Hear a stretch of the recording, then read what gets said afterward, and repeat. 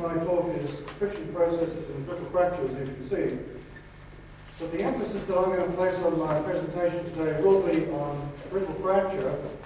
The link with friction will be somewhat tenuous in parts, but there are some aspects of brittle fracture which have a very strong bearing on friction and vice versa.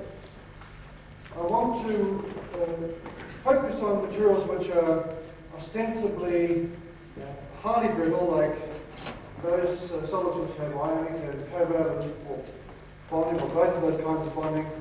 And this is the class of material that we traditionally call ceramics, or it's come to be called ceramics.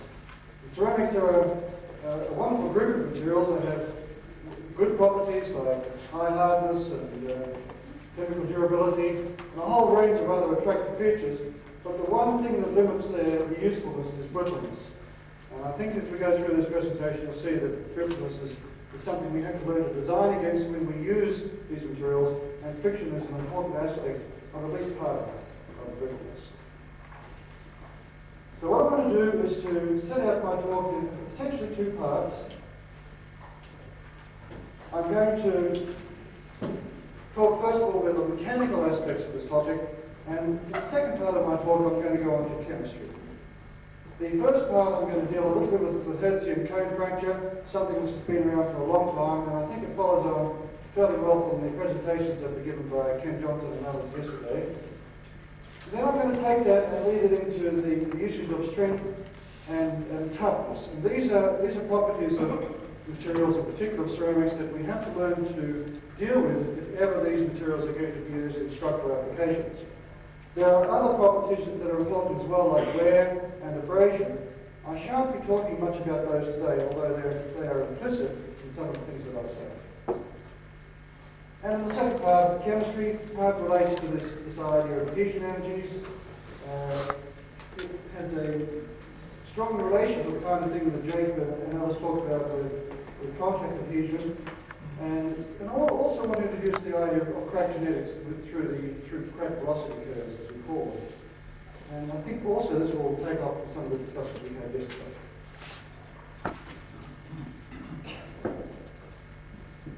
So the first part of my talk is friction and design of ceramics. This is the mechanical side of the story, and I'm going to start with cone cracks, as I mentioned.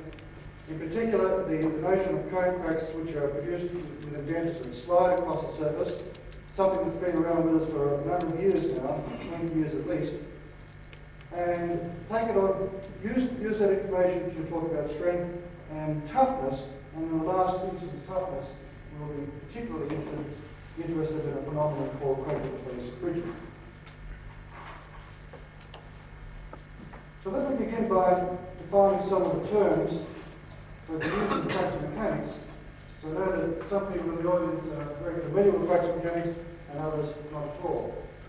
And I want to just do this in a perfunctory way, just to indicate to you some of the quantities that fracture mechanics people use a great deal.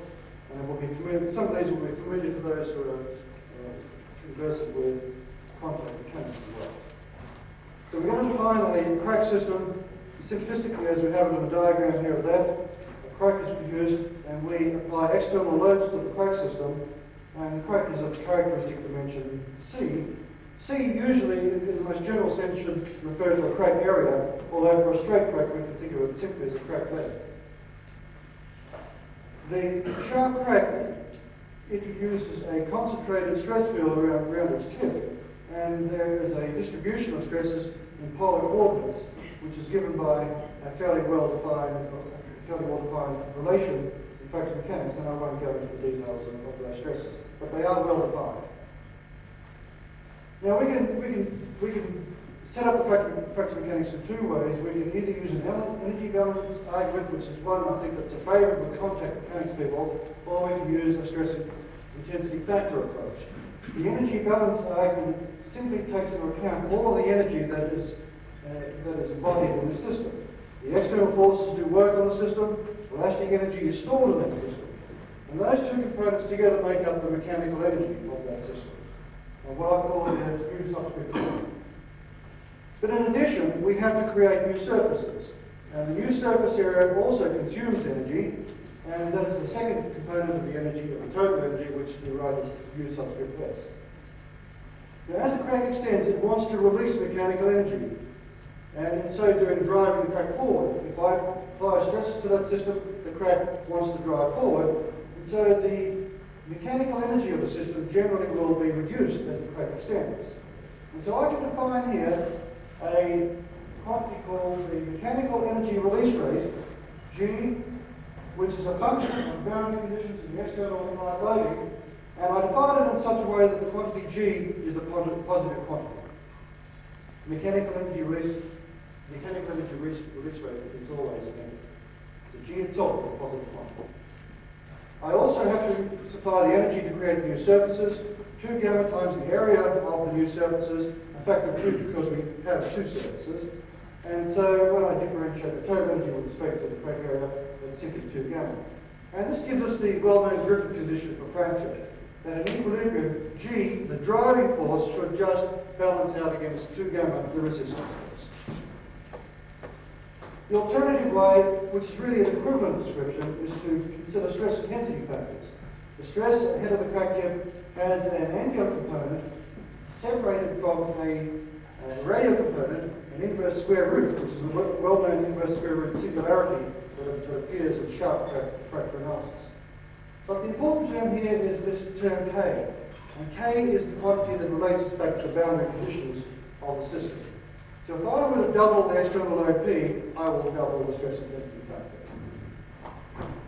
And the condition then for extension is that this K should reach a critical value, and that critical value we tend to call it in the ceramics community tend to denote that as T subscript 0, intrinsic toughness of the material.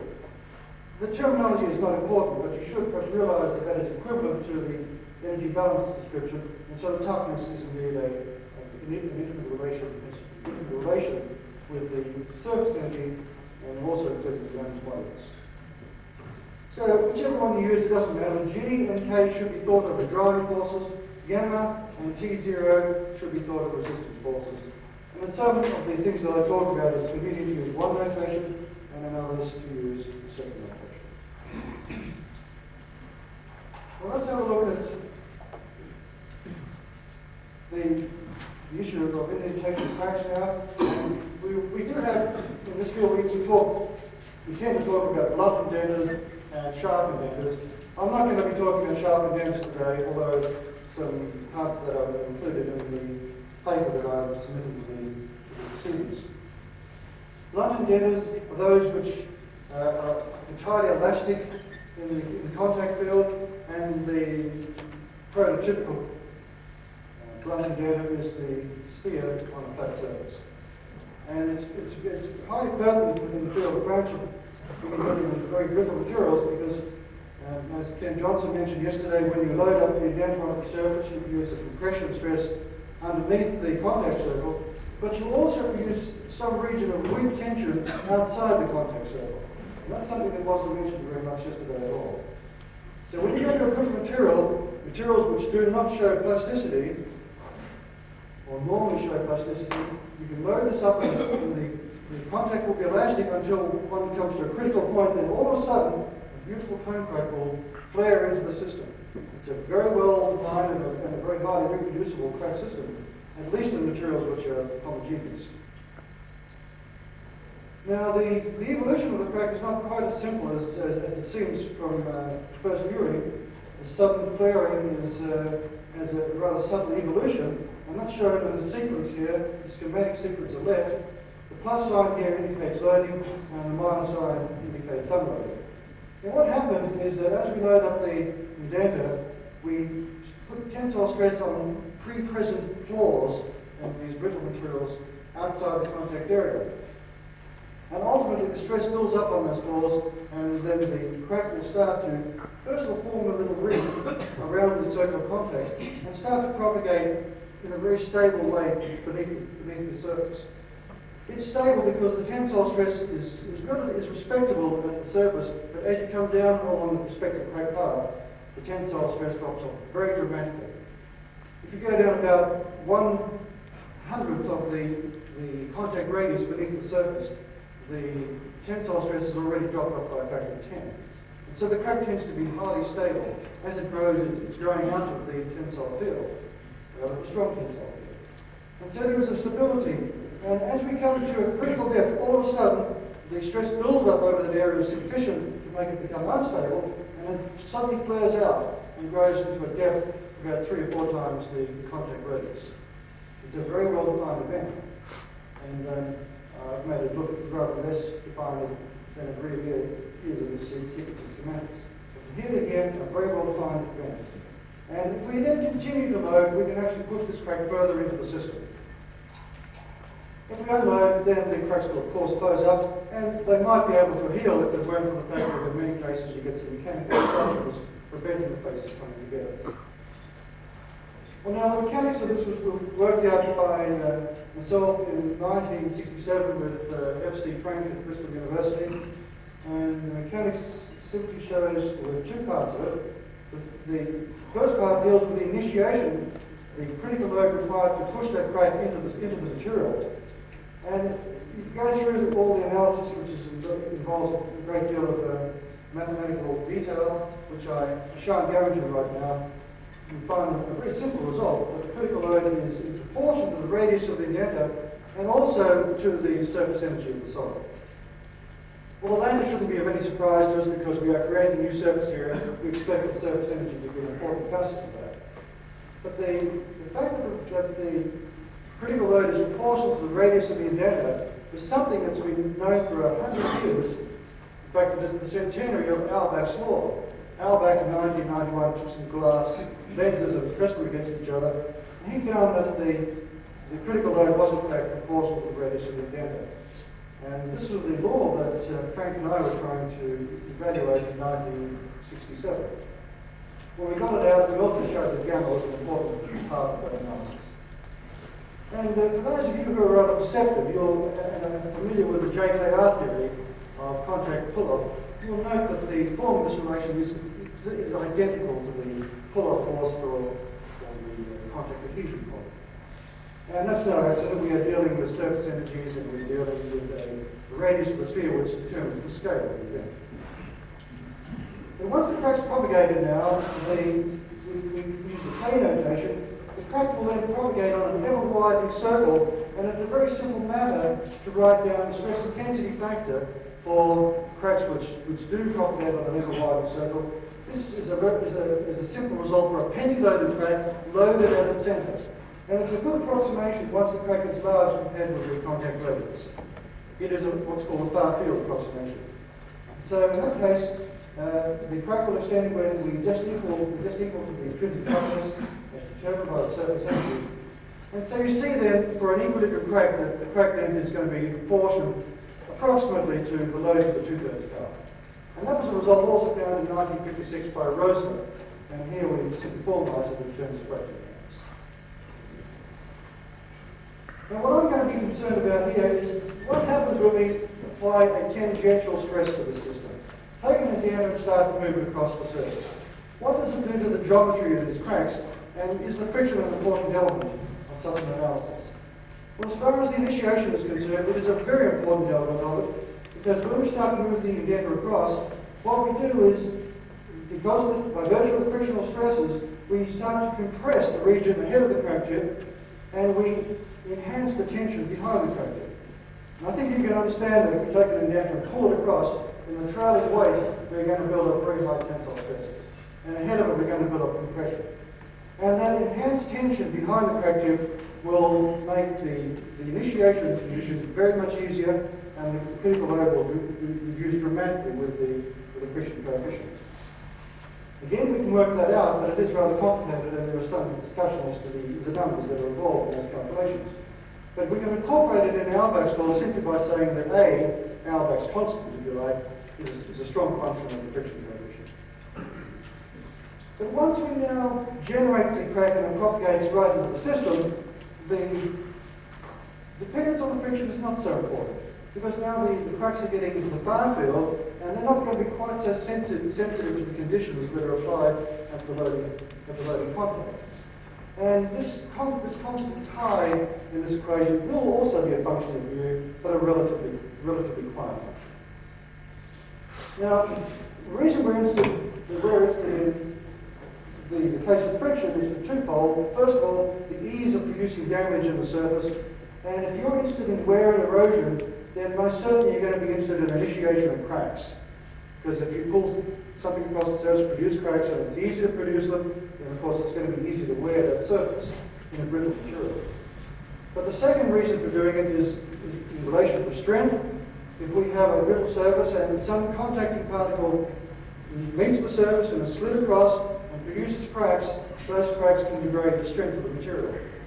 And in the 70s, we were given a lot of money by external agencies in the United States to look just at this problem in relation to strength, because people were getting interested in putting ceramic components into heat engines, and the notion was that these ceramic parts would be in contact with other parts, sliding parts, and inevitably cracks would generate and the strength would be degraded. And the question was, how much and what was the role of friction?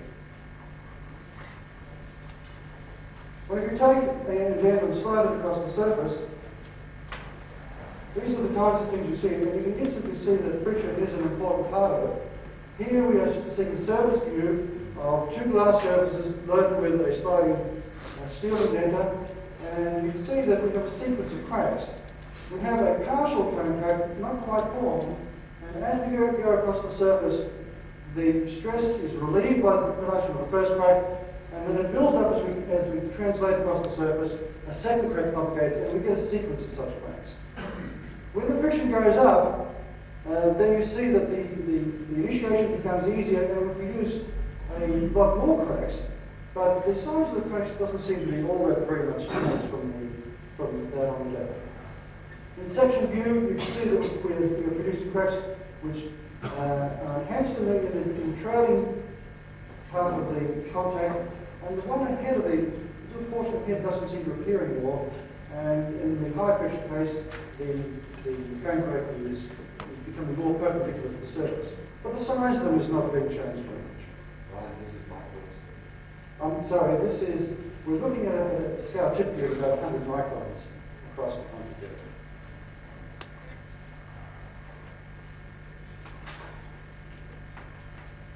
Now, in the case of the sliding indenter, let's just consider the far field here, and I'm going to draw my diagram so that the loading axis is perpendicular to the screen.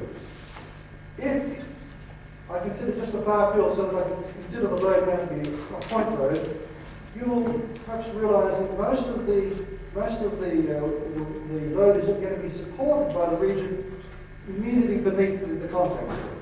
Having formed a crack, the regions outside the contact are not going to be highly stressed at all. So most of the strain energy is going to be contained immediately beneath the contact. And so it really doesn't matter if I take this surface and tilt it like so. If I were to load normally and tilt this axis, the geometry of the cone would hardly remain changed. So when I introduce sliding to this case, so that I have a normal load P subscript n and a tangential load mu times P subscript n, all I'm really doing is simply tilting the load axis. And in tilting the load axis, I'm simply tilting the axis of the cone. Now that's a very loose argument, but empirically it's found to be quite a reasonable approximation. And the geometry of the cracks that we see is commensurate with the sections of such a cone intersecting the surface.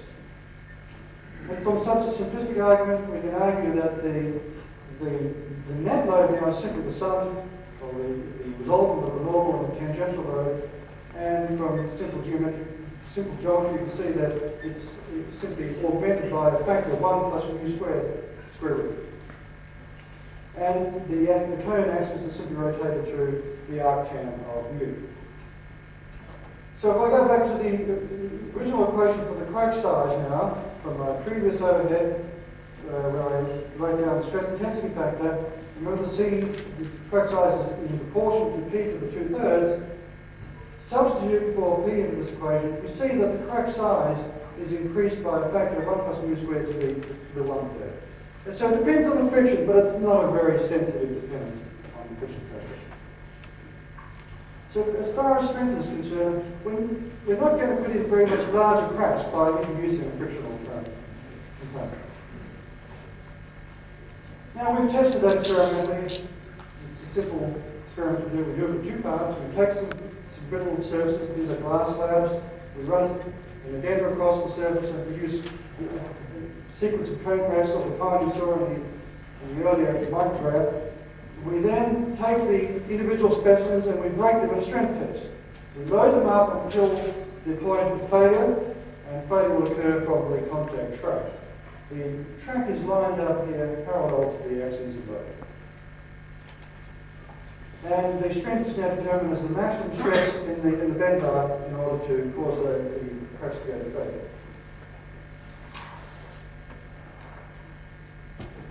And here are some results obtained from such a set of experiments. Here's the equation for the crack size that we had derived earlier. The strength of the system with cracks introduced by such a sliding event is in proportion to the toughness, but inversely proportional to the square root of the crack size. This is the famous Rippler's theory of strength. If you put in a large crack, you expect the strength to go down. That makes sense. But in our case here, the strength is not a very strong function of the frictional ball. If I take this equation and substitute here, I find that the strength is a relatively slight function of friction. It's a little bit more complicated than that because the geometry constant itself is a slightly varying function of friction. As I increase the angle of the cone, so the geometry constant in this term also be a function of friction. But if we do the calculations in full, the stress falls off, the strength falls off very slightly as a function of friction. And we begin to see then that friction is not a very important part of the strength analysis. I've actually plotted this as strength times e to the 1/3 to bring it to a universal plot for a series of tests of friction communication loads. So the conclusion we come from that is that if you're interested in strength, certainly if you want to avoid cracking at all costs, friction is very important to try and minimize. But if you live with the idea that cracks are inevitable, as you must do in conservative design, then friction is not a quantity to worry about. Well, friction is not so important in strength. It most certainly is quite important when we consider another element of mechanical properties, and that is the toughness. And we're now starting to come across in ceramics a whole new class of materials, some almost composite in nature, and some of them are in fact composites, which have a respectable toughness. The problem with ceramics is that by virtue of the fact that when you break a material and run a crack through it, and only create the surface energy of the system, that the surface energy is not enough to give these materials respectable toughness. If I take a ceramic cup and I drop it on the floor, it shatters into a million pieces. And that's the curse of the ceramic. So what we have to try and do is to add in energy dissipation quantities which are over and above those due to the creation of surface energy alone. Surface energy is not enough.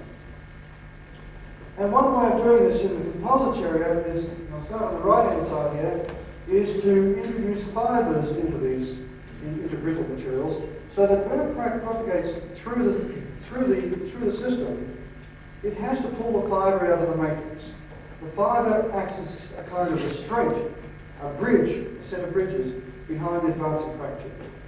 It's rather like chopping wood. You chop a piece of wood, and if it's a clean cut, you say that's not a very tough wood.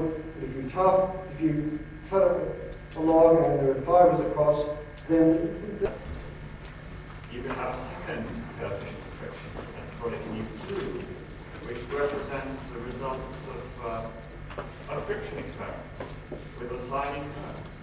Is there any way of calculating that mu, which is not the same as the mu you used this morning?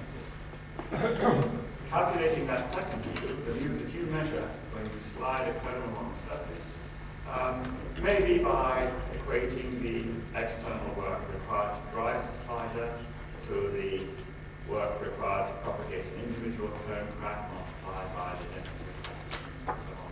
So it's a very general, perhaps rather naive question. I hope I've got it right. Are you suggesting that by looking at the crack pattern that we have, we can evaluate what the friction was?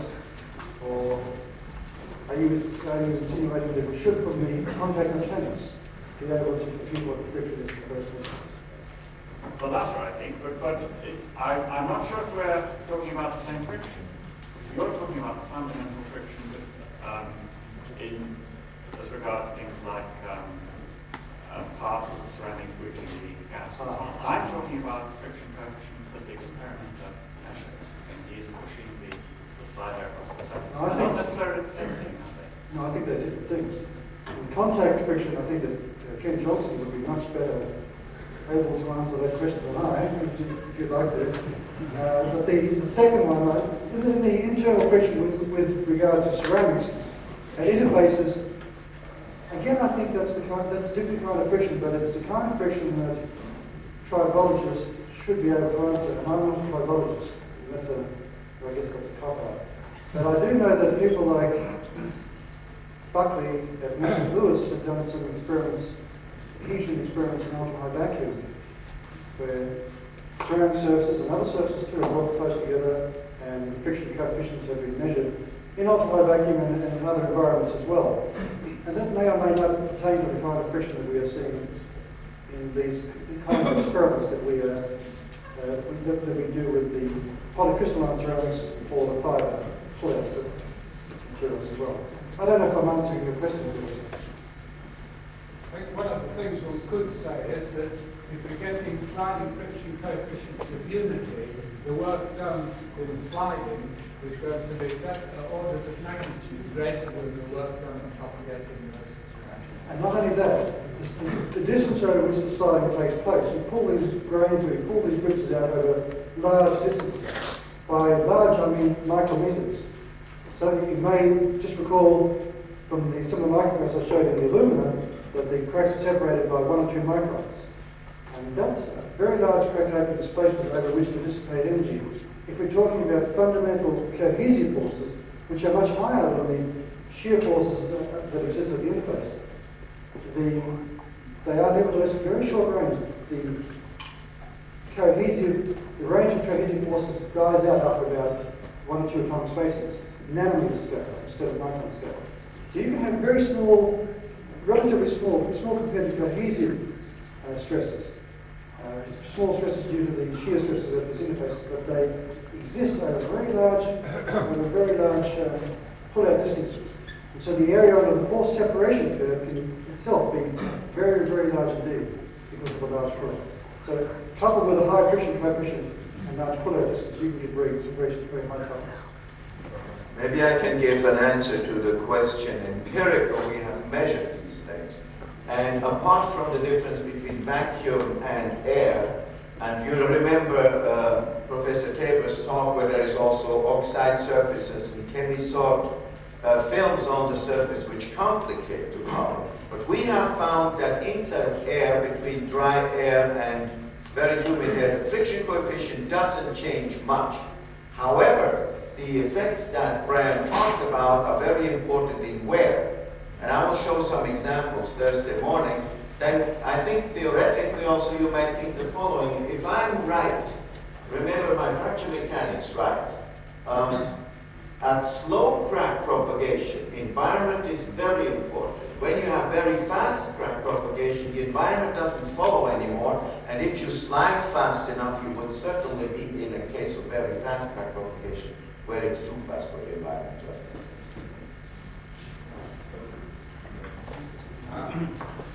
Let me simply say that, I very much enjoyed your presentation this morning. If there are any practical tribologists here, I don't know if they are, but if they are, I want to just warn them that simply having a combination where you can slide in one straight line and survive without forming too many bad cracks is not the worst kind of system to be involved with.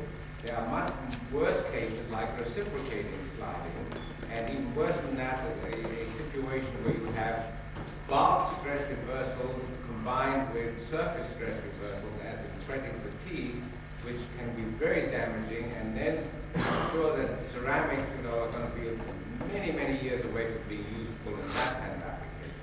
That's right, and especially in wear applications as distinct from strength. I think its strength still will not be dramatically affected by the kinds of adverse conditions that you mentioned. But wear, absolutely. And this trade-off between wear and strength is something also that we have to be very much aware of, Because sometimes by taking materials and putting in internal stresses of the kind that I talked about to get the toughness up, you also put in residual stress which encourages the growth of very small cracks. And this can be very dangerous to the wear properties. In fact, we often find that with the toughest ceramics that we make are terrible to polish. They just simply polish away dramatically, the surfaces crack up with micro crack, and the wear rates are very bad indeed. So for wear applications, they may not be the materials to use at all. You have to be very much aware of what you want to use these materials for.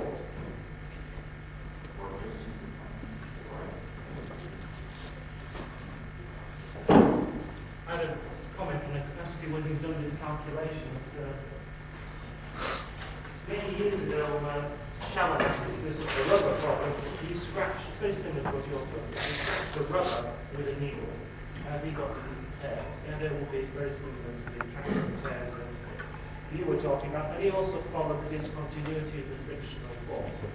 And what we did some time ago was to look at a stick slip here, and I just got a model example here. And I think it was still the argument that we argued that this is frictional force as a function of sliding distance. We argued that this part here, B, was associated with the formation and propagation of the cracks. And these other parts were rejected as some other mechanisms. We did a little more. We looked at the size of these as a function of the other dissipation processes and tried to relate it to the toughness of the elastomer. And I just show you that I can't go into the detail, but this is the way that we chose to do it. We will plot the friction coefficient as a function of this angle here, the attack angle of the cone, tan theta.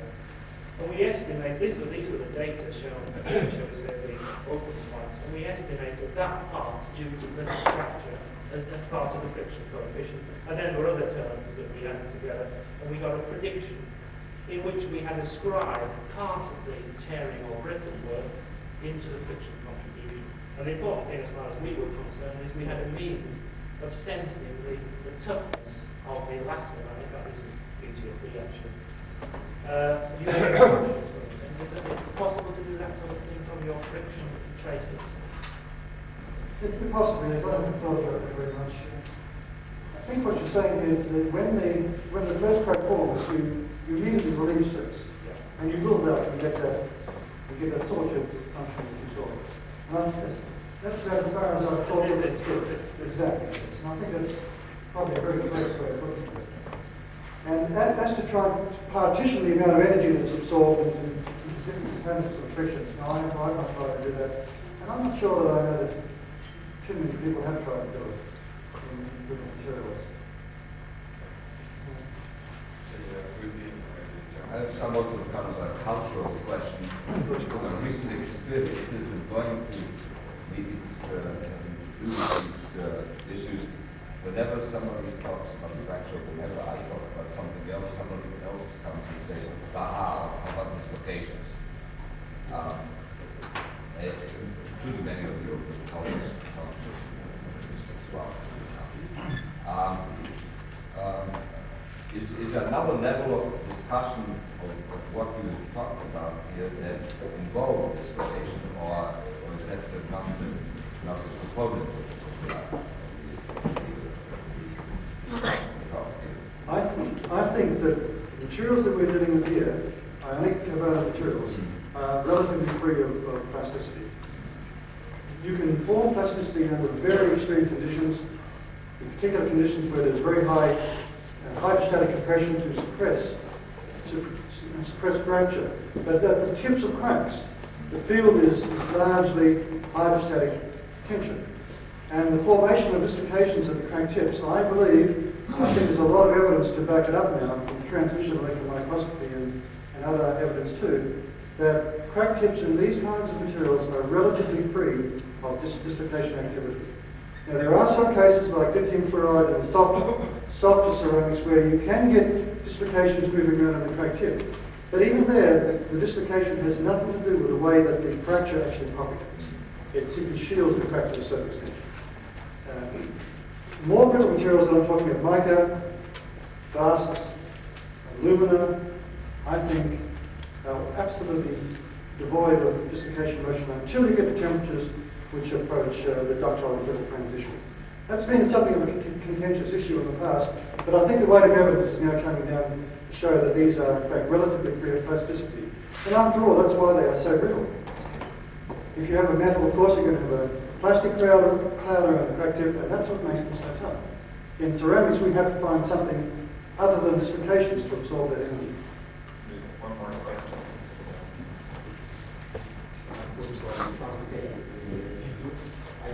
Microphone, please.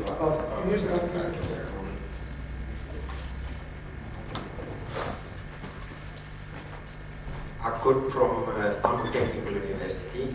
I want to ask, it seems to me that the factor which you are studied here, cracks and water effects, affect more the wear of the ceramics, not the strength. This is one point.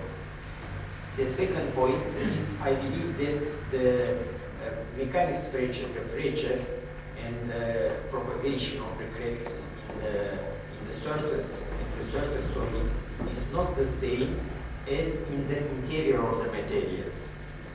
After my opinion, this may be one kind of fracture, but not the fracture that in interior of the material.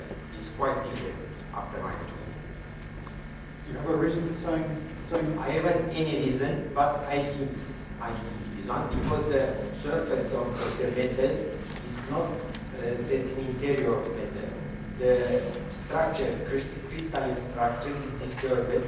There are many natural fractures. There are many from the cutting, for example, the crack of cutting and another. There is not a gray.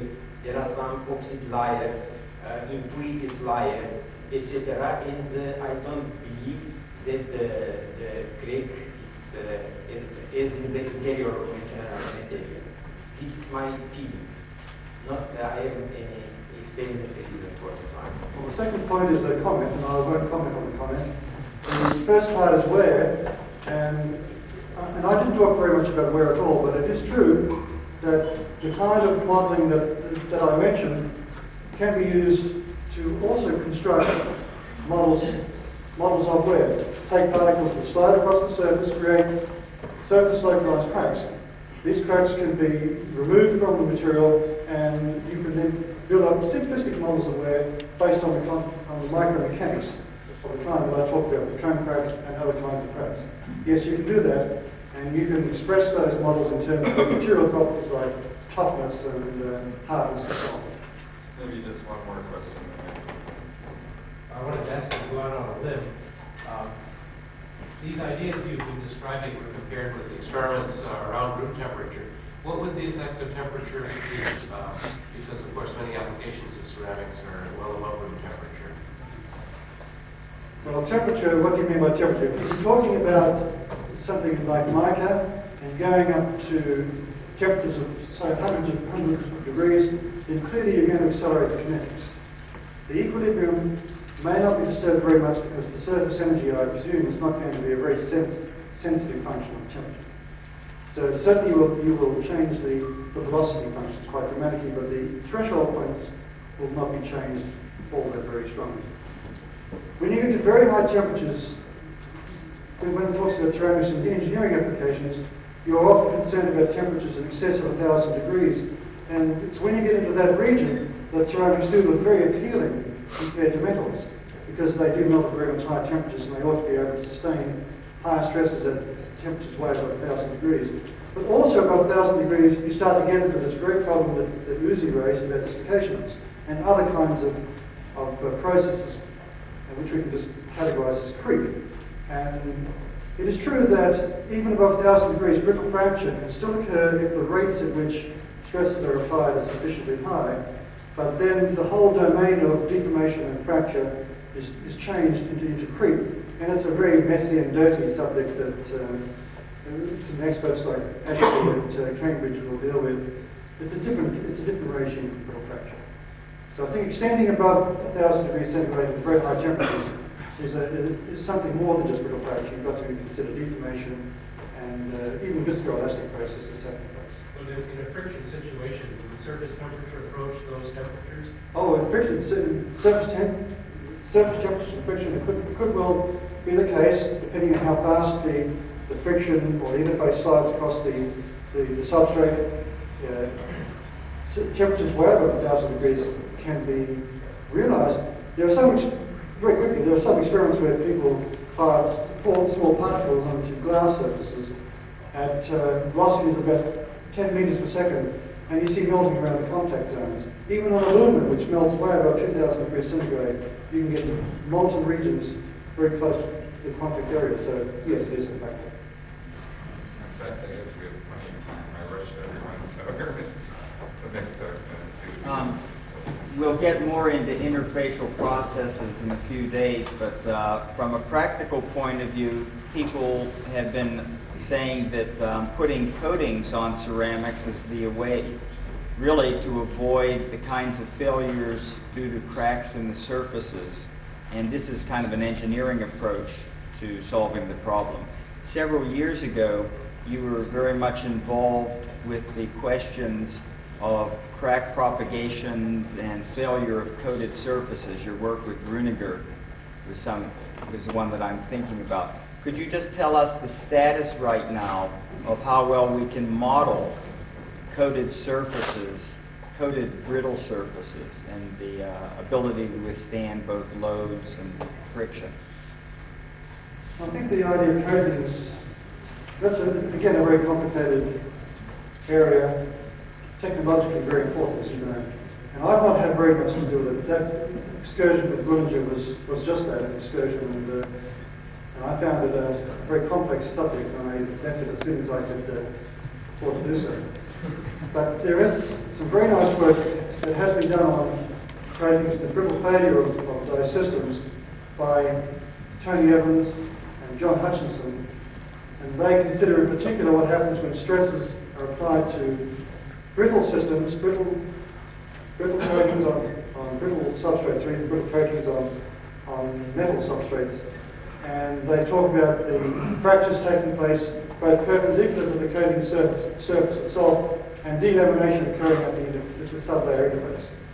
And there are a number of papers that have been published by them, and I would regard them perhaps as the experts in this field. It's a very important area, and certainly with wear, though, if you have ceramic systems where the substrate has a lot of good toughness properties, but very bad wear properties, you may want to think about putting a coating on to give it good wear resistance as well as good toughness properties. And that, I think, is one of the appeals of the future ceramics. Peter Blau, International Laboratory.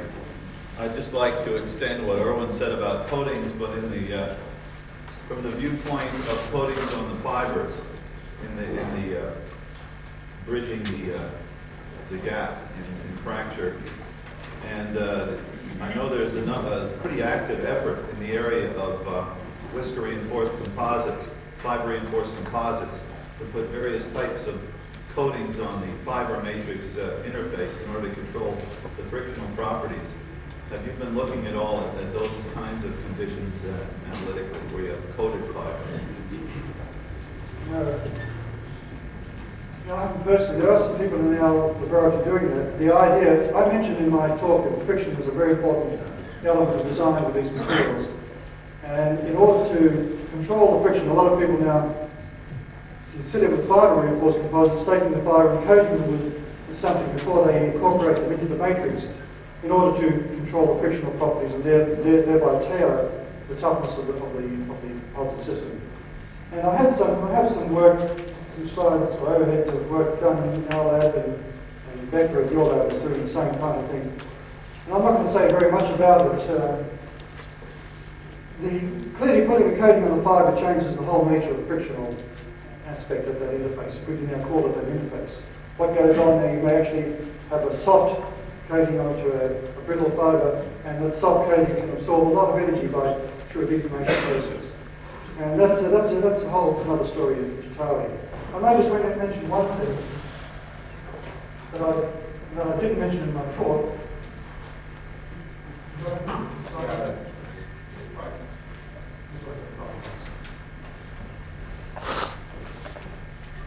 there are some experiments being done with fibre pull-out, and there's becoming increasing evidence the surface roughness is a very important element of the friction process.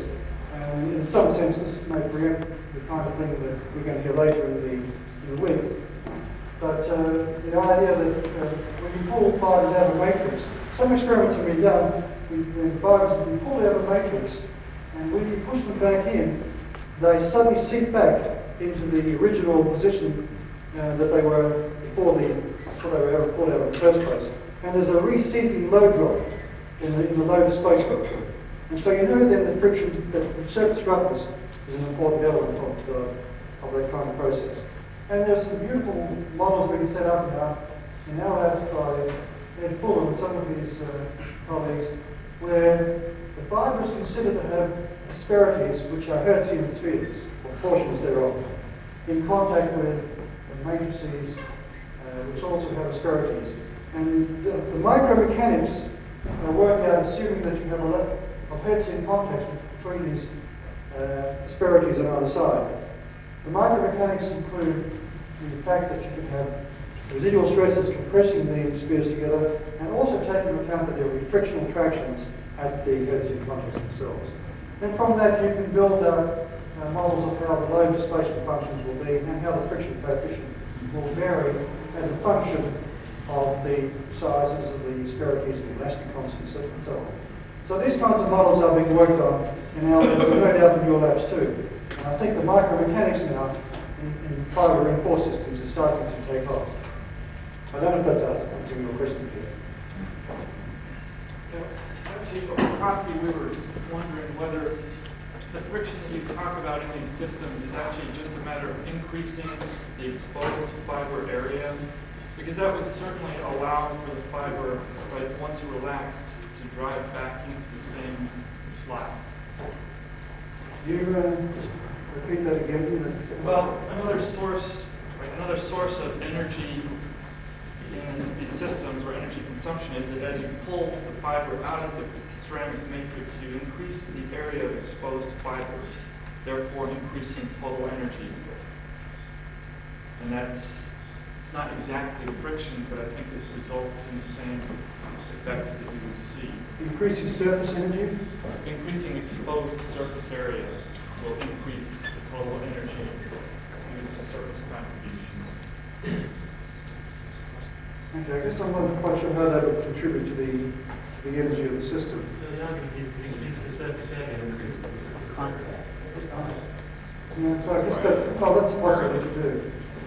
I haven't thought that one through very much at all. But, and I don't work in this area specifically. These are colleagues of mine. Yeah.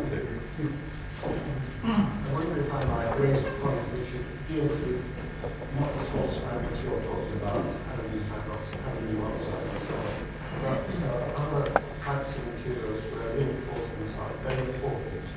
I was thinking particularly of materials like cement, where fibers are put in and certainly greatly increase the crack resistance, and you can in fact make cement plates and tiles which would drop from the level grades. We did some work once on the pull-out of the fibers from cement, and what we found was the following. As soon as you begin to pull the fiber, the shearing of the interface produces compaction of the cement because it's not fully compacted. That reduces its volume and the friction falls off.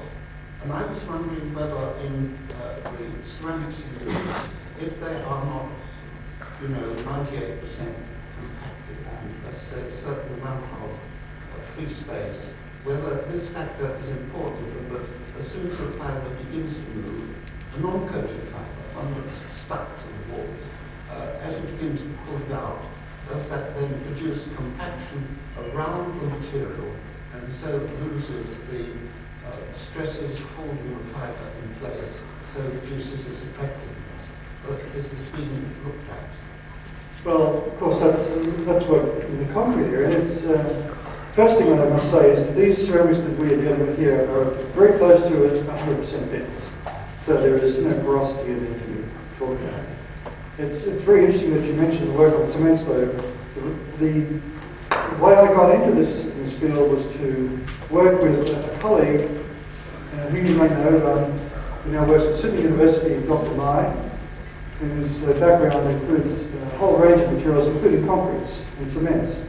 And he was, the idea of bridging was I suppose, introduced in concrete and in cements literature well before it was in ceramics. And it was because I worked with him, I think, that we started to realise that this applies in ceramics as well. So I think those remarks are very pertinent. But no, we do deal with 100% dense ceramics. On the other hand, when you pull the fibre out, there is also a Poisson ratio effect involved in this. And Mai has done some very elegant calculations to show that when you pull out and push in, you're going to get hysteresis or a different kind of reaction because of the Poisson ratio contraction. And little corrections of this kind, of the kind that you mentioned here, of that ilk, are, I think, very important corrections to the micromechanics of the process. Can we move on now? I'd like to call for the next paper. Professor Arvin Savkoor from Delft University, Contact Mechanics, Scaling, and Onset of Selection. So when we transmit forces and motion through the contact, that's why friction and adhesion are so important. In fact, for most practical purposes, engineers tend to forget the adhesion part of it because you hardly measure any normal adhesion. And you try to separate objects which are in contact. However, as Tabor especially brought it very emphatically forward, the school, Professor Tabor, brought out that adhesion was really the dominant force which was responsible for friction. And of course, there are other contributions to the force of friction, but many of them do depend again on adhesion. So if adhesion is very, very small, the contribution of, for instance, the deformation and blowing would be also considerably small. So a very small part is intrinsically due to blowing and deformation. But a large part of the deformation and blowing, which comes from the inelasticity of materials, arises because adhesion is a sort of a switch which triggers the additional inelastic energy from the body. Well, what the problem with trying to make models of friction is that you have to think of a lot of associated phenomena.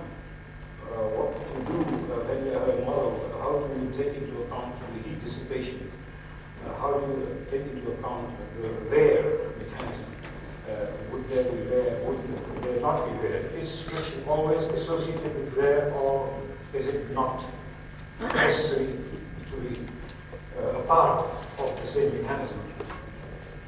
Then you have electrical phenomena which are again associated with contact and friction.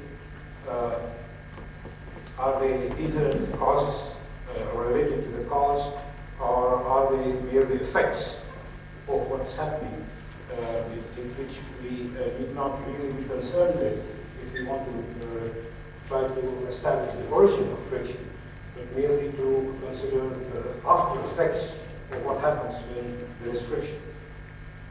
The most crucial, and that is probably what interested me mainly as a mechanical engineer, was the relationship between adhesion and friction. And that's how I was greatly, let's say, impressed, and also when I got a lot of inspiration from Professor Tabor and Professor Johnson. So probably that's the reason why I'm in that area more. I just want to go very quickly through some of the basic ideas, because when you consider friction model or some kind of a process, It's not a basic property of two surfaces, as Hubert Pollock has already told you. It's a process which is, in fact, consisting of a lot of complex items, and all of them put together give rise to a frictional force. And you divide the frictional force by the normal force, and you get a non-dimensional value of mu. So mu is not really a fundamental property. Now, the ideal circumstances for developing simplified models would be nowhere so materially reversible. We will see what happens to energetically reversibility. We obviously know that most of the friction processes are energetically irreversible, except the process of static friction. As you know, static friction, you don't really have any dissipation as such. We want to have low sliding speeds, conditions of isothermal conditions, very little heat dissipation. Then we have contact of elastic bodies. Again, we have a problem because we want to balance between what is possible to make, let's say, realistic materials and what is ideally suited to make theoretical calculations. So it is always a compromise, and to find some balance, we might need to consider relatively smooth bodies, whereas we know from we hear later from Greenwood's lecture that surface roughness is a very tricky subject, even to define, and even to define the geometry of the surface. We have fundamental questions which we always want to answer, and that is in fact what is the driving force for at least a scientist like me, because what distinguishes contact of two bodies from a fictitious dividing plane to one body. But when you call one body and when you break it into two pieces, it becomes two bodies, and you simply bring them together and you don't get that one body anymore. And that is the main problem. Whereas all the calculations based on stress, the concept of stress, is through a fictitious dividing plane, which divides part of the bodies, and we know that we can transmit not only compressive and shear forces, but also tensile forces. Then the second question is why static friction should exist if normal adhesion is not there. So that's what an engineer thinks, at least. There's no normal adhesion. This is, of course, a very interesting group which is very used to the concept of adhesion and surface energy. The normal engineer simply shrugs his shoulders and says, well, there is adhesion, show me. And there isn't any. Is mu a fundamental physical quantity? Well, obviously, from what we have heard, it's not.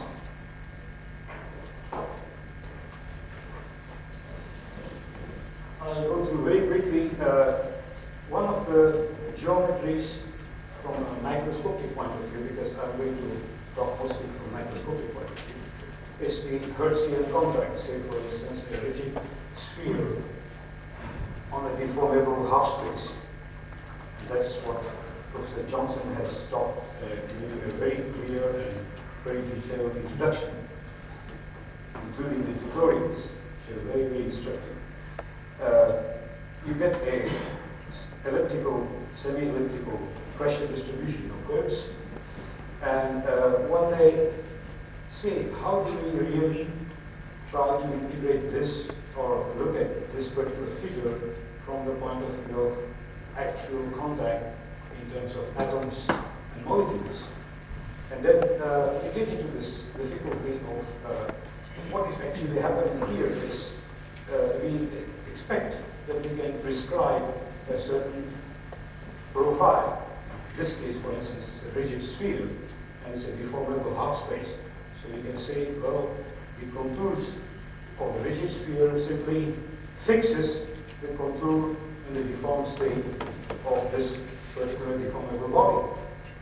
Only what we don't really know is to how far does it conform with one another, and when does it start to separate. the distance is between the two surfaces is theoretically zero on the continuum scale, the continuum level. You know, on atomic level, you have a distance which will be something like Z naught, the two atoms facing one another. And what happens when you have a pressure distribution? Probably you really do not have a complete uniform distance separating the atom of the rigid from the atom of the deformable half space. So in fact, one cannot really prescribe displacements. One has to find out what happens when you give these displacements. You get stresses. But what are stresses? They are going to change the interatomic distances. So, of course, it's very, very small compared to the distances which we are usually talking in the engineering scale. Then you are going to deform, say, by millimeters. Then, of course, these angstroms, they don't count. But if we are going to talk about pull-off force of the two bodies, then we really get into very, very small displacements and very small contact areas. Well, then it may make a difference whether what you thought as prescribed displacement are in fact prescribed, and in fact they cannot be prescribed.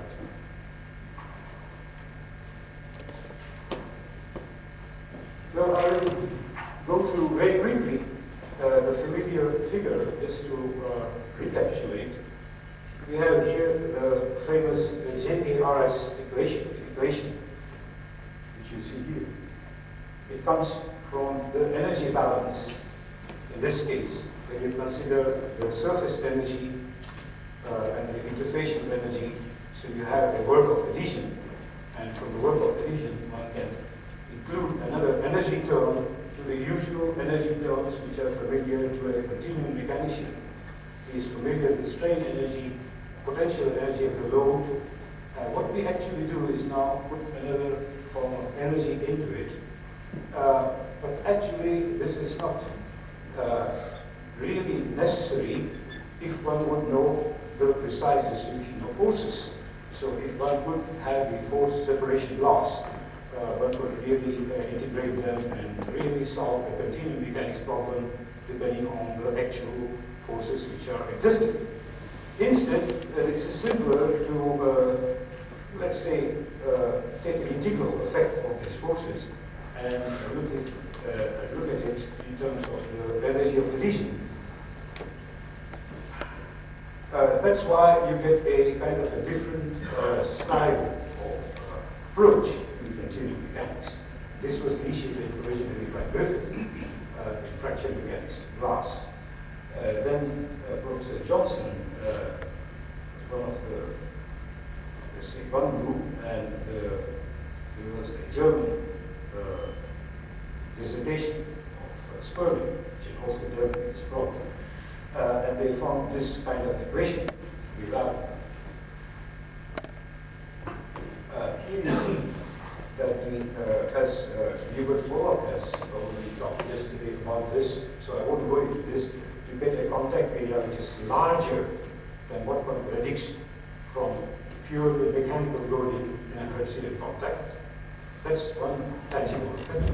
The second tangible effect is the pull-off force, which is, of course, you can get a tensile force, so you can sustain a certain degree of tensile attraction. And that is the main second thing. And that's what you see here is the so-called pull-off force. And as Hubert Pollock said yesterday, this is different from the force of adhesion between the two surfaces. Lecture today because I guess there were floods in Holland and 20 years of work have been underwater, so he's been under a great deal of pressure to put this presentation together today. I guess Professor Savkoor has completed his, the main part of his presentation, so now we can open it up to discussion. Is there a question? Mark Stanley, UC Berkeley. Would you tell me to distinguish in your talk between what you mean by slipping and what you refer to as the extension of a molecule crack? You seem both to result in relative conventional displacement.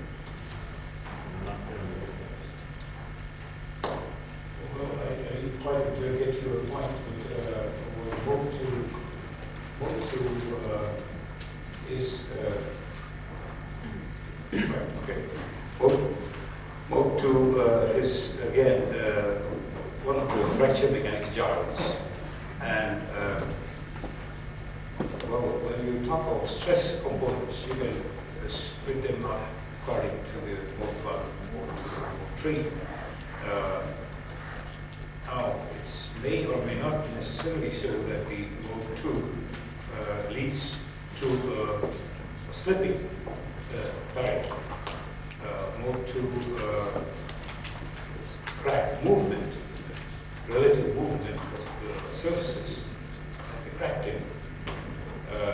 If it is in the direction of the tangential plane, then it is a mode 2 movement. And you call that slipping? That is slipping. Right.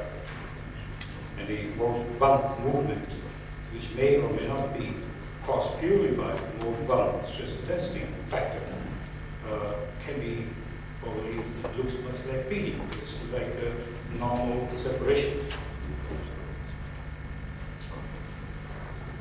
I think it would be helpful to us all if you could put back the key diagram, which is the one showing the compliance, the tangential compliance to the temperature. It just goes through the steps leading to complete slip and showing the points of instability of both force control and displacement control.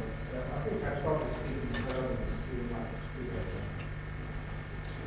I'll try to do that. Could you repeat into the microphone what you're about to do, please? Thank you. Professor Johnson requested me to show that compliance curve showing the tangential force along the y-axis in non-dimensional form, and the displacement, which is sort of the overall characteristics of the system. The overall characteristics of the system are the first which you use common sense in order to see what's actually happening. The detailed characteristics are much more difficult, much more subtle. Overall characteristics are the ones which you get the feel. So that's what we asked me to do.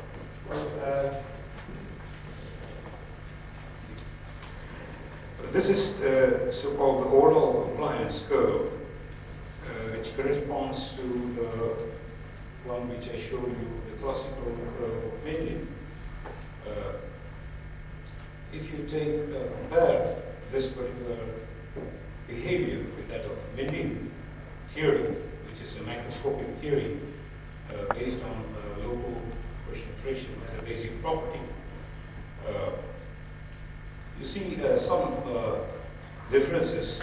Of course, you see first a small difference or a very small tangential force, which is a nonlinear effect. It should be strictly a linear effect because you do not have any slip inside the contact region. Although you don't have slip, the contact area changes. And just like as Professor Johnson said, the nonlinearity in the Hertzian overall relations also occurs because the boundary conditions are nonlinear, so they change. And not because the material is responding non-linearly, so everything is linear except that the contact changes. So you get this nonlinearity. This nonlinearity, that is the reduction of the contact area when you apply tangential force, causes a slight nonlinearity in the initial portion. Then, well, we can ignore this peeling part if you have sufficiently, let's say, good and soft layer with a sufficiently strong shear stress intensity factor. In this case, this peeling would be quite a minor phenomenon.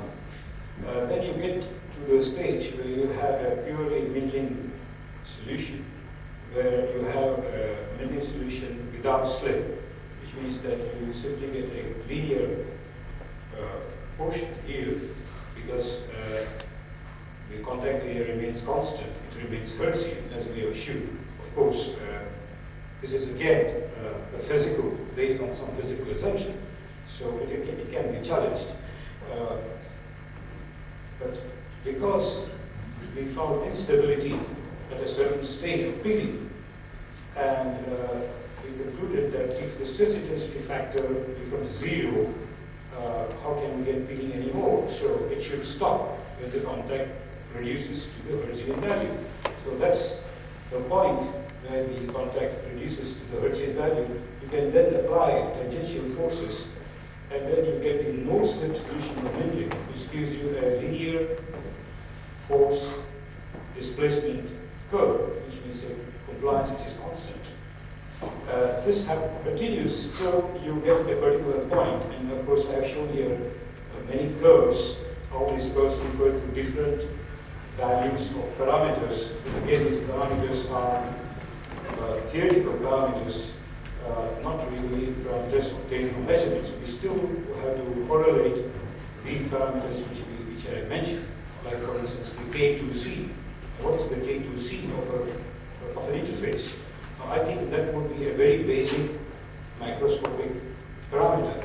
The other basic parameter would be what would be in the simplest model, what would be the tau no or tau 0, that is the residual strength of this soft layer once you have initiated shear fracture. That would be a second basic empirical parameter. How these parameters, whether these parameters are really the parameters of the system, has to be determined experimentally. It has not completely been done so. Secondly, you get then at a certain stage, purely from theoretical point of view, assuming that what we have assumed is true, you get a slip zone, as we said, when you approach the K2C at the boundary of the Hertzian contact. When you get this boundary of the Hertzian contact, K2 equal to K2C, so the tangential force is sufficiently large, you initiate slipping. Now this slipping causes the region of adhesion, or region of, I should say, no slip. Region of adhesion is a very confusing term to use. Region of no slip to be smaller and smaller as you increase the tangential force. And this gives the nonlinearity again in your curve. So it starts to bend. And then one finds that what we have assumed is that the residual strength of this adsorbed layer is smaller than the strength which you need to initiate fracture.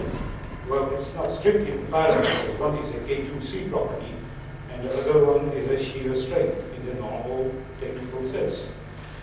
Now, the further chosen values of this ratio, let's say some kind of a ratio, if you make it non-dimensional, using K2C and the residual strength, one can find a lot of such curves, and depending, of course, for the same residual strength, what we have shown here, you get the same kinetic friction coefficient. So when a complete sliding takes place, you get that you are simply moving through a broken layer.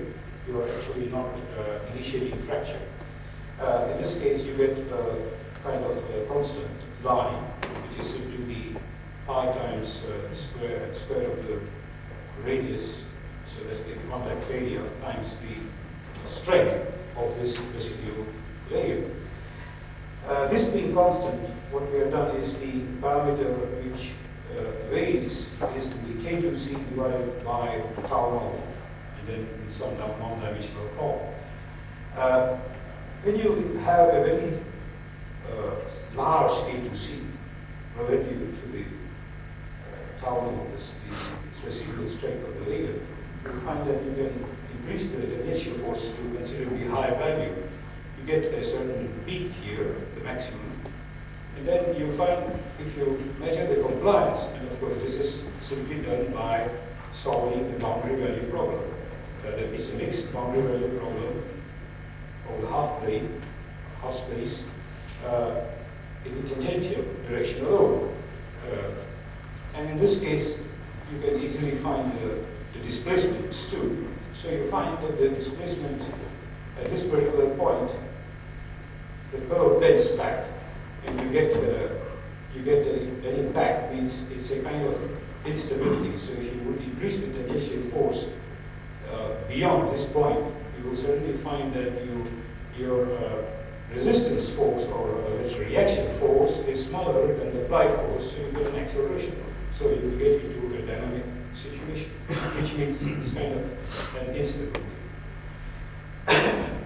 If you can control your tangential force very well using some kind of a control apparatus, or trying to keep the tangential displacement in control, then something like what Daniel Motin also did for the normal contact, when you find here a vertical asymptote, and you will find that it's possible to go right up to here if you measure this particular curve.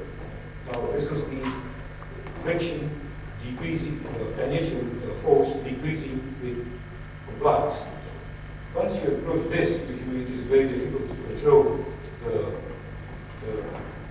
any sensible apparatus in such a way to be able to measure this particular part, that you will simply find that you jump from here, looking at the nonlinear jump phenomenon, and you will end up with sliding because your force applied is too large. It cannot really be reduced sufficiently to really match each particular point. Does that answer or satisfy Professor Johnson? Thank you. Hubert.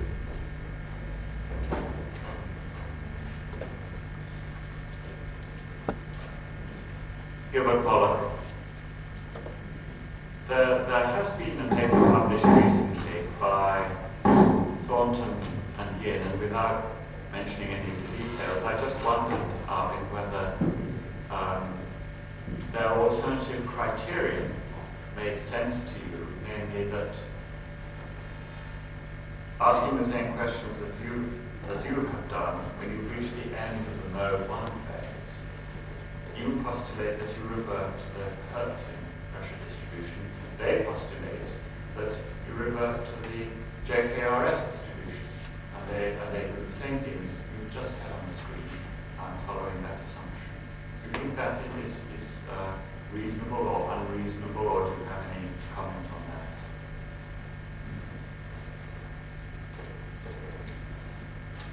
Well, I first should apologize for not really going through the paper which you had sent me kindly about some time ago. But unfortunately, about the same time, that's the time where I had to start my practical experience of addition or de-addition. That's because I told you that we had a problem with water cold, where all my papers were there, so everything was wet. And then this is one example of that checkbox.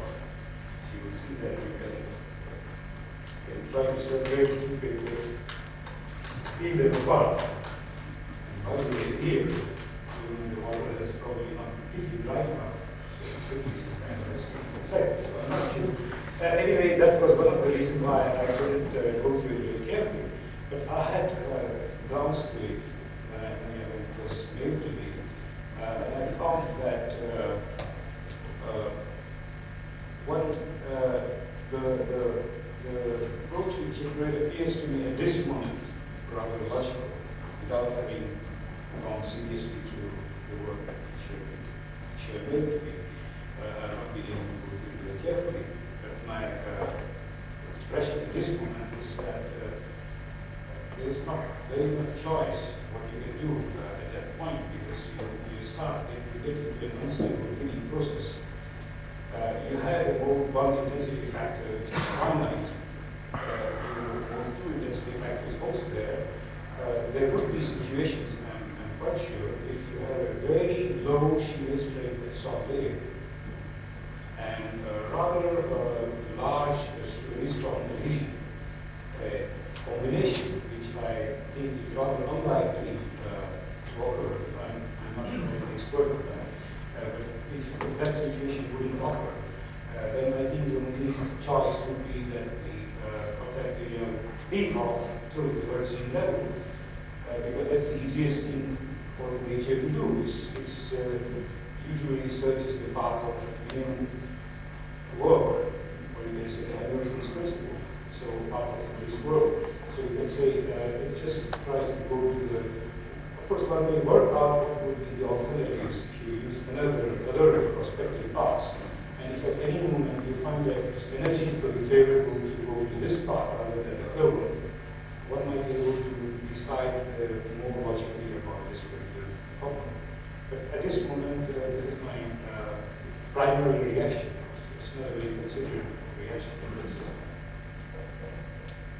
I just thought naively, the surface is still being in contact. I just thought naively, the surface is still being in contact. What switches off? The intermolekular attraction. Why not still have JKR criteria? I follow what you just said, but I'm still puzzled to the answer to that question. It is in fact JKR theory which is extended. So there is, besides the JKR energy terms, JKR's energy terms, I have the terms of the tangential loading and the tangential strain energy into it.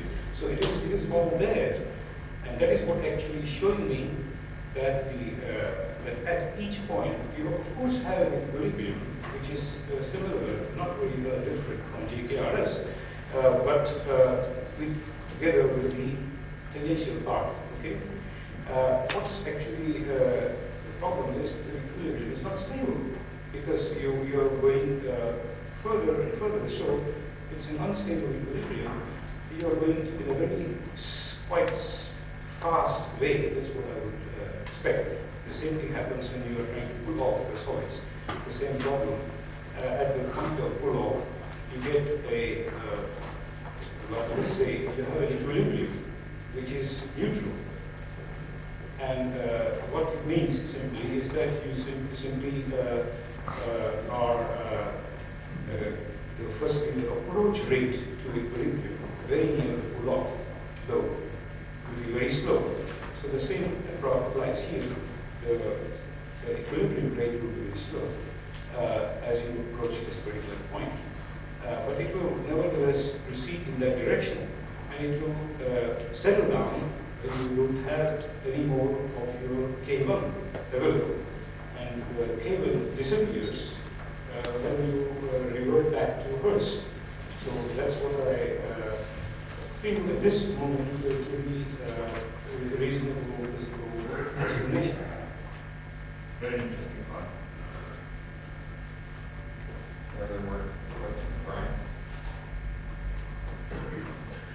One of the things that's always concerned me about this instability is the fact that most of the experiments were done on soft elastomers that accommodate large elastic strains. And what you often observe when you come to the failure is not a slip condition. You see the formation and propagation of a Charlemagne wave.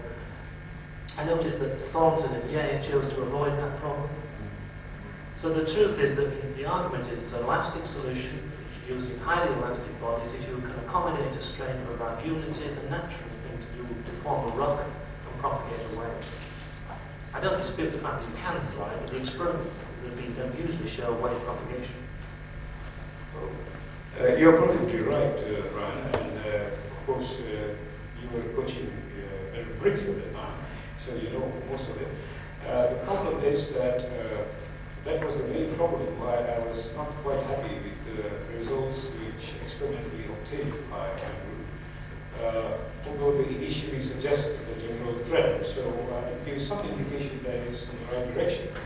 But I wasn't quite satisfied. In fact, I pursued with Daniel Moji and Michel Larkan to Tabor, and Michel Larkan obliged me very much by coming to Delft and doing a lot of experiments for me, because he's a very good, one of the best experimenters I know. So he did some experiments again with the same geometry, unfortunately. It was slightly more conditions. But the first major point which allowed us to avoid Charlemagne waves was to use simply stiffer rubber. The most problem is to get elastomer which is sufficiently hard, but which can be made very smooth. That's not quite easy, because we need one again, the problem which Jim Green is going to talk about is very, very difficult problem. And what happens when you have so many asperities there, all kinds of islands? I mean, what happens to the fracture of the ice? Of course, we made some speculations on that, but it's very, very difficult problem. So if we want to get rid of that, we want to optimally smooth rubber of a high modulus, and we were able to do that ourselves. Fortunately, we had an elastomer supplied to us, which had modulus which was about 100 times higher than, 1,000 times higher than the Briggs history. And that was a very funny part of it. It was very smooth.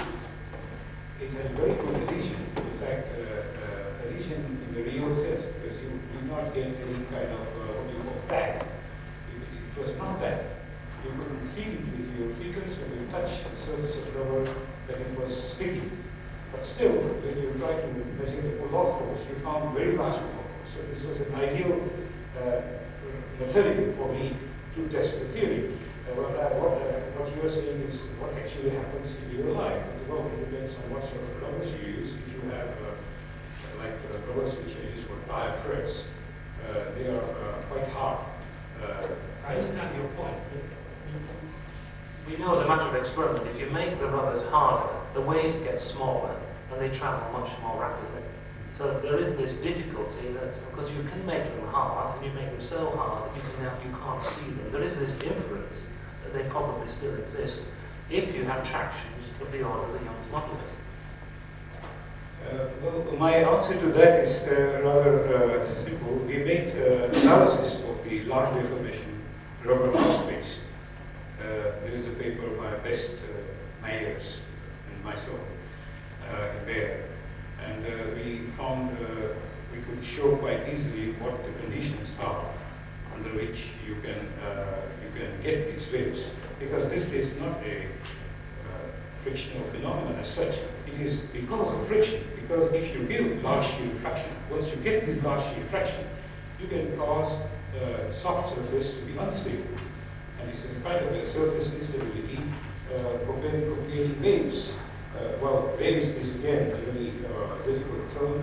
You can say you get wrinkles on the surface, and these wrinkles can be, you can find out the conditions usually, and we can, at least theory, nonlinear elasticity theory using monoidal kind of material equations, leads us to believe that such waves do not exist. And it's not a question of getting smaller and smaller as the material becomes harder and stiffer, but then there is a certain point at which it simply doesn't happen.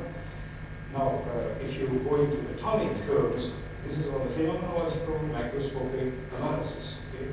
If you want to go into dislocations or specific materials or to the structural dimensional level or atomic level, then of course we can't say anything about it because we have a continued background. But anyway, from proper plastic analysis of the problem, you either you have a definite limit where you simply do not get waves, and the strain which you need is quite large. Now again, this is of course theoretically you are still right, because if you really allow infinite traction, shear traction, you get infinite strain. So that still permits you the possibility that infinite shear traction is idealization of the model, which the Herr model which I showed you of Rice is to have a breakdown disorder, and that would be the real model, which means that in reality, physically, the shear tractions are large, but they are bounded someday, depending on the properties of their solidity. We need still more properties of their solidity to be defined. And we wanted to reduce at least the first analysis, the number of properties which we want to deal with from its solid layer in order to get answers. Is that fine? One more question in the back. I was actually just going to ask what these waves were, but maybe you started to answer it after I raised my hand. They're some sort of propagating front that just slides along ahead of the picture here. Well, that would be nice. I've lost a good one, but the only thing what I wanted to do is get rid of it. That's the rubber. You would normally have glass and look underneath it. Obviously, those are the sliding directions. That's where the rub forms. You need about, I think it's about straight of your units. Yes. This area then collapses down and you form the wave, and then the wave propagates through the interface. So the equivalent of an adhesion to an opening to closing. So the slip is accommodated by the propagation of a Volterra dislocation. So there's no sliding. The argument you don't need a shear stress or a fracture condition. When the experiments were done, you can actually analyze this and get the measurement of the adhesion on the assumption that you're opening and closing a crack. You can actually do an adhesion experiment with a tachometer or something, and you can compare the net peeling work from a shallow wave propagation. You need the frequency, the area, the contact molecules. Usually you compare it against crack velocity or wave velocity. Crack velocity in the peeling experiment, wave velocity here. I just get the data when I was talking earlier, when you were talking earlier.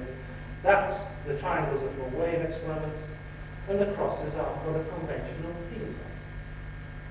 I think that the argument is a very strong one, that it is an elastic analysis done with elastomers, and usually the strains are very large, and the natural way to release the stress is to propagate an elastic wave. What about what's the typical velocity?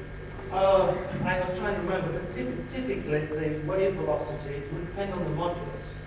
But for a soft rubber of the order of Turkish delight, shall we say, Turkish delight, it's a sweet that we eat in India. It would be of the order of 20 to 200 times the imposed sliding velocity. That's the wave velocity. What's the sound velocity of this sweet? Oh, I love it. The modular, the sound velocities, they don't approach sound velocity. We know that. But because the question has always been, if you make the rubber very hard, are they still there? Because this is a general phenomenon. If you make the rubber hard, what you discover is that the Burgers vector of this wave, you have the Burgers vector of that minus that, decreases. The wave gets smaller. It also begins to move much more rapidly. You need a high-speed camera. And they get smaller and they go faster. So there's always this question, are they always there? The belief was, of course, that they probably were, providing you can get a strain of the order of unity to produce the rubber. The requirement of that is that you must have an interface, shear stress, if you like, of the order of the Young's modulus at some stage. And I noticed that's what you had, your instability. In fact, that's one thing, that you need to have a very high shear stress, and you have to have a soft material because you need a sufficiently large shear strain. And yes, but I mean soft elastic material. Any elastic material, providing it can accommodate the strain of unity, in principle it will work. Of course, that's what I mean to say. So if you get a strain of that order, and whether you get a strain of that order or not, what according to what I think now will depend on the details of the